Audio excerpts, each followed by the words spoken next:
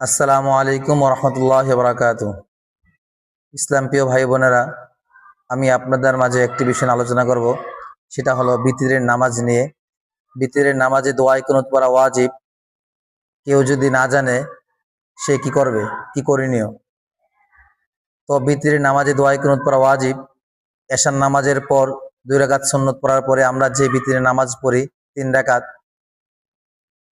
তো সাধারণত 4 রাকাত নামাজ পড়লে 2 রাকাত নামাজে আমরা কেরাত মিলাই এবং 2 রাকাত বাকি 2 রাকাত আমরা কেরাত মিলাই না, শুধু সূরা ফাতিহা পড়ে আমরা নামাজ কন্টিনিউ করি। কিন্তু বিতরের নামাজে আপনার 3 রাকাতেই সূরা মিলাতে হয় এবং তৃতীয় রাকাতে সূরা মিলানোর পর আপনার উল্লা তাকবীর দিয়ে দোয়ায়ে কুনুত পড়তে হয়।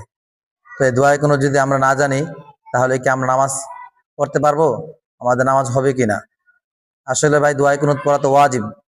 নামাজের কোনো ওয়াজিব যদি ইচ্ছাকৃতভাবে কেউ ছেড়ে দেয় তাহলে নামাজ হবে না। যদি ভুলকৃত হয়ে থাকে তাহলে সাহু সেজদা করলে নামাজ আদায় হয়ে যায়।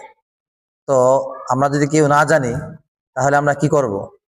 দোয়ায়ে কুনুত একটু কঠিন, যেরকম অনেকে সাধারণ মানুষ জানি না।